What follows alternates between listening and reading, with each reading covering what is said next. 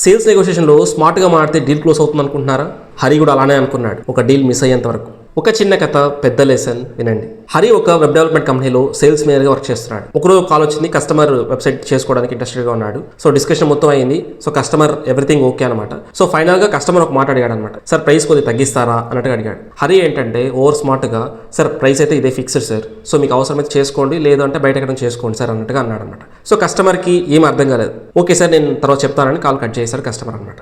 Deal loss అయ్యాడు. But హరికి అర్థం కావట్లేదు, అసలు ఎందుకు మనం ప్రాపర్ ఎక్స్ప్లెయిన్ చేస్తున్నాం కదా, ఎందుకు మన ప్రాడక్ట్స్ రావట్లేదు. అలా ఒక 2-3 కేసెస్ చూస్తున్నాడు అనమాట. ఒకరోజు ఒక మెంటర్ని హరి కలిసాడు. సో తనకి ఇలా తన ఇష్యూ చెప్పాడనమాట. సో లైక్ ఇలా జరుగుతుంది సంథింగ్ అన్నట్టు చెప్పాడనమాట. అప్పుడు ఒక సీనియర్ మెంటర్ ఏమన్నాడంటే, జస్ట్ నవ్వి, ఎప్పుడైతే నీ ప్రోడక్ట్ గురించి ఆర్ నీ సర్వీస్ గురించి ఎక్స్ప్లెయిన్ చేస్తావో ఆ టైంలో నువ్వు కాన్ఫిడెన్స్గా ఉండడం తప్పు కాదు, కానీ నెగోసియేషన్ టైంలో మాత్రం నువ్వు సింపుల్గా ఉండాలి. ప్రతిసారి కస్టమర్ ముందు స్మార్ట్గా ఉండాలని అనుకోకు, క్లయింట్ని సపోర్ట్ అడుగు. నెక్స్ట్ కాల్లో హరి ఇలా చేశాడు, సార్ నాకు మీ సపోర్ట్ కావాలి, ఈ బడ్జెట్ పాసిబుల్ అయితే మీ ప్రాడక్ట్ని ప్రాపర్గా బెటర్ వేలో డెలివరీ చేయొచ్చు అన్నట్టుగా అన్నాడు. టోన్ కామ్, ప్రెజర్ లేదు, ఈగో లేదు. క్లయింట్ థింక్ చేశాడు, కానీ స్లైట్ నెగోషియేషన్ జరిగింది, ముందులా కాదు. ఫైనల్గా డీల్ క్లోజ్ అయింది. లెసన్ సింపుల్, నెగోషియేషన్ టైంలో ఓవర్ స్మార్ట్గా ఉండాలనుకో, కొంచెం సింపుల్గా ఉండు.